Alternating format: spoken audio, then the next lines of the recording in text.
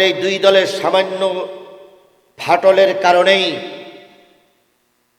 ইনকিলাবের মুখপাত্র ওসমান হাদির পরে বাতিলেরা গুলি করার সুযোগ পেয়েছে।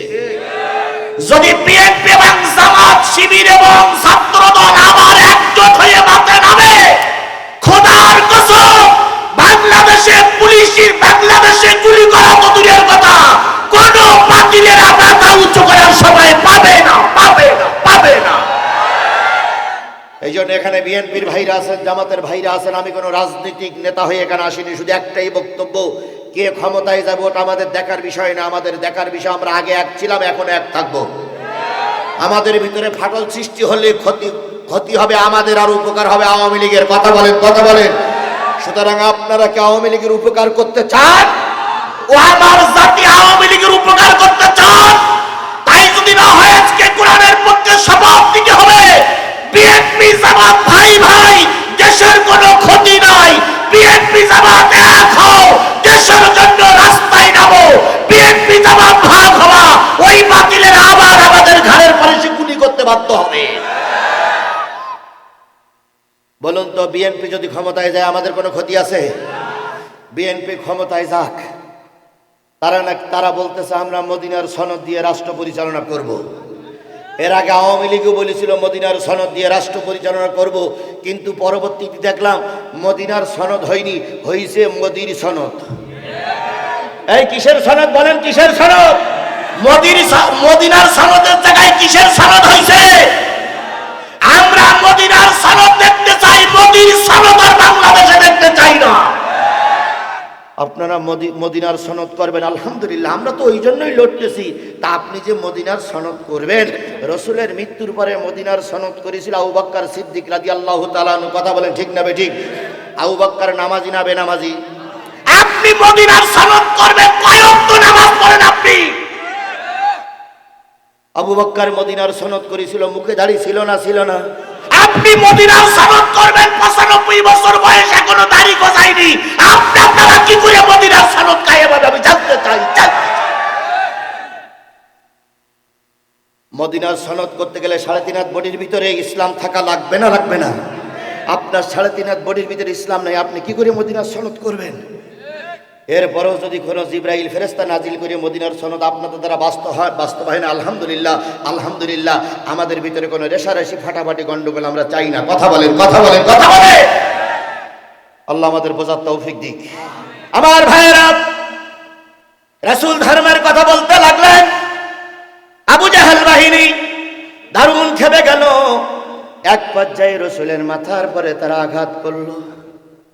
ও ভাই, রসুলের মতন বিশ্ব সেরা নবী, তিনি মাইর খাইলেন কিসের জন্য? আর তুমি আর আমি কোরআনের কথা বলবো, মাইর খাবো না, এটা তো ইসলাম হতে পারে না। কথা বলেন, কথা বলেন, কথা বলেন। দুই হুজুরির এক জায়গায় দেখা, আর একজন জিজ্ঞেস করছে আপনি শামীম ভাই আর আপনি আসগার ভাই। তো শামীম ভাইয়ের নামে 19টা মামলা, আসগার ভাই আপনার নামে একটাও মামলা নেই, ঘটনাটা কি? আপনি কোন ইসলাম আর উনি কোন ইসলাম? তখন যে হুজুরির নামে মামলা নেই সে বলতেছে আমি একটু বুদ্ধি শুদ্ধি করে চলি, এই জন্যই আমার কিচ্ছু হয় না। এরকম বুদ্ধি শুদ্ধি করিয়ে পাশ কাটিনে 22 মাসের মতন চলা হুজুর আমাদের সমাজে আছে না নাই? আল্লাহ নবী মাইর খাইলেন, রক্তাক্ত শরীর নিয়ে চলে গেলেন, রক্তাক্ত শরীর নিয়ে চলে গেলেন খাদিজার বাসায়। খাদিজা নবীজির রক্তগুলো মুছে দিলেন, দুই গালে দুটো চুমা দিয়ে বললেন হাবিব আব্দুল্লাহর বেটা মোহাম্মদ, তোমার এই রক্ত একদিন মদিনা মক্কা মদিনায় কথা বলবি। আমরাও সেদিন সাইদির মৃত্যুর পরে ঘোষণা করেছিলাম, এক সাইদি কারাগারে, লক্ষ সাইদি ময়দানে। কথা বলে ঠিক না ঠিক? এক সাইদির জানাজা করতে দেওনি, আমি উল্লাহ পাড়ায় বলে গেছিলাম সাইদির জানাজা করতে দেওনি, তোমাদের বাংলার জমিনে কবর হতে দেওয়া হবে না। একথা আমি বলে গেছিলাম, আপনাদের মনে আছে কিনা আমি জানি না। সেদিন বলেছিলাম সাইদির জানাজা যারা করতে দেয়নি তাদের কবর দিতে দেওয়া হবে না। দেখেন সেটা কবুল হয়েছে না হয়নি? আল্লাহর কসম, এই যারা পালাই গেছে এদের কবর বাংলার জমিনে আর হবে বলে মনে হয় না, মনে হয় না, মনে হয় না। বলেন তো শেখ হাসিনা রহমতুল্লাহ আলাইহির ব্যাপারে ফাঁসির রায় হয়েছে না হয়নি? এই কথা বলেন, হয়েছে না হয়নি? এখন উনি কি আর ফিরে আসবে? ফিরে আসবে? ফিরে আসবে। এখন ওনার ফাঁসির রায় যদি উনি মাফ করতে চান, তাহলে এসে আবার হাইকোর্টে নিজের শরীরে সশরীরে এসে কি করতে হবে? আপিলি করতে হবে। আপিলি করার পরে যদি হয় তাহলে হবে।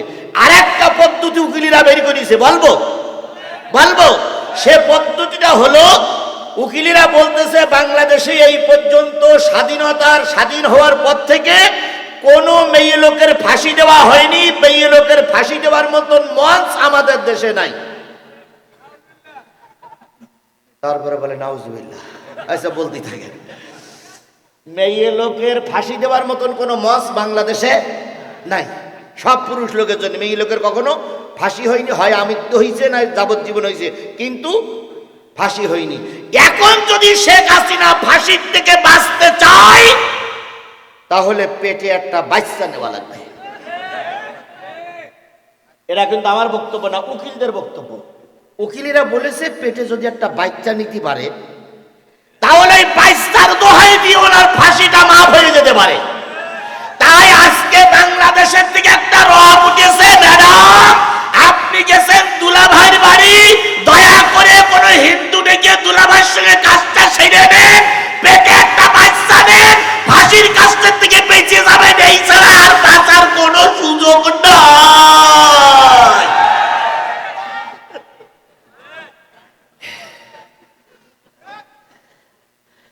ঠিক তো জিহাদি বলে, কিন্তু আবার জিহাদির কাটে দিতেও কেউ কম করে না। আল্লাহ আমাদের সহি বুঝ দান করুক। আল্লাহ নবী আহত কিসের কথা বলার কারণে? এই কথা বলেন, কিসের কথা বলার কারণে? নবীজি ঘরের ভিতরে সেবা শুশ্রূষা নিচ্ছেন। নবীর একজন প্রিয় চাচা ছিলেন, নাম তার আমির হামজা। কি নাম? আরো জোরে বলেন, কি নাম? আমির হামজা বাড়িতে ছিলেন না, ছিলেন তিনি সফরে। কিছুক্ষণ পরে সফর থেকে, শিকার থেকে ফিরে এসে শুনলেন মোহাম্মদকে মেরেছে আবু জেহেল। আবু জেহেলকে খুঁজতে শুরু করলো। খুঁজতে খুঁজতে কাবার চত্বরে যে আবু জেহেলের পেয়ে গেল। এবার আমির হামজা বলতেছে, আবু জেহেল তুমি আমার ভাতিজাকে মেরেছো। ভাতিজা কি অন্যায় করেছে? অন্যায় আর কিছু না, অন্যায় একটাই। কার কথা বলে? ওয়ামা নাকামু মিনহুম ইল্লা আইয়ুমিনু বিল্লাহিল আজিজিল হামিদ। তাদের দোষ একটাই, তারা মহাপরাক্রমশালী, আল্লাহর বিধান চালু করার কথা বলে। এছাড়া তাদের কোনো দোষ ছিল না। কথা বলেন ঠিক না বেঠিক? এবার আমির হামজা ডাক দিয়ে বলল, আবু জাহেল কয়টা মেরেছো? কয় তিনটা। কয় তিনটা আঘাত দেওয়ার জন্য তৈরি হও। কথাই বলে শক্তরে ভক্ত নরমের জম। আবু জাহেল বলতেছে, শোনো তুমি যদি আমার গায়ে হাত তোলো, কাজটা বলো ঠিক হবে না। আমির হামজা বলতেছে, মোহাম্মদের মেরেছো, এখন ঠিক বিঠিক বুঝি না, পাল্টা আক্রমণ হবে। কথা কি ক্লিয়ার? কথা কি ক্লিয়ার? আমির হামজা তরবারি বের করে আবু জেহেলের মাথায় তিনটা আঘাত করলেন। ফিনকি দিয়ে রক্ত বাহির হলো। সাথী সঙ্গী যারা ছিল তারা প্রতিশোধ নেওয়ার জন্য আসতেছিলেন। আমির হামজা বললেন, আবু জেহেল বলল, থামো, এখনই যদি প্রতিশোধ নাও। আমির হামজা উল্টো পিঠ দিয়ে আঘাত করেছে। যদি তরবারিটা ঘুরায় আর যদি সোজা পিঠ হয়, এখন তো মাথা ফেটে গেল, তখন হয়তো কাল্লার জায়গায় কাল্লা থাকবে না। প্রতিবাদ করো না, চুপ করো, আমির হামজা যেতে দাও। আমির হামজা চলে গেলেন রসুলের বাড়িতে। রসুলের বাড়িতে যাওয়ার পর বাইরের থেকে ডেকে বললেন, ভাতিজা প্রতিশোধ নিয়ে এসেছি। এবার ভাতিজা বাইরে এসে বললেন, চাচা কি প্রতিশোধ নিলেন?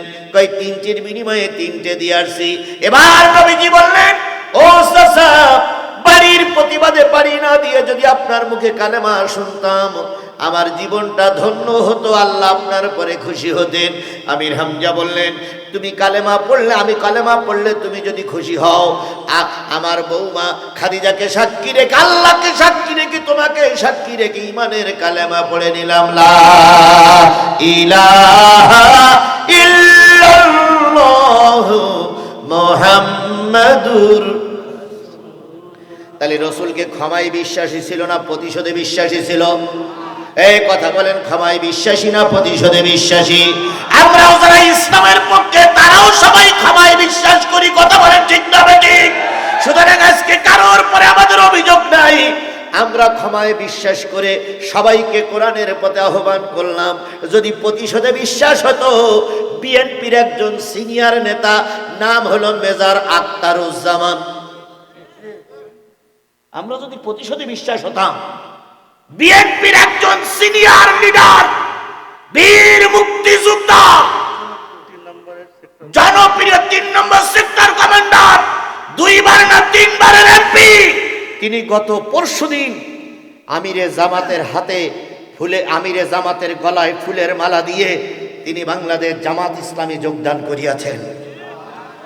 এখন যদি আমরা প্রতিশোধে বিশ্বাস হতাম, এদেরকে হয়তো আমরা দলে নিতাম না, কিন্তু ইসলাম সকলের জন্য দরজা খুলে বসে আছে, কথা বলেন ঠিক না ঠিক? এই জন্য এই উদারতা কেবল আমরাই দেখাতে পারি, আপনারা আর কেউ দেখাতে পারেন না, পারেন না, পারেন না। কোন হিন্দু ভাই যদি আমার আলোচনা এখন শুনে থাকেন, তার উদ্দেশ্যে আমার ছোট্ট একটা বক্তব্য। বিগত 54 বছর আপনারা 12টা সরকার দেখেছেন, এই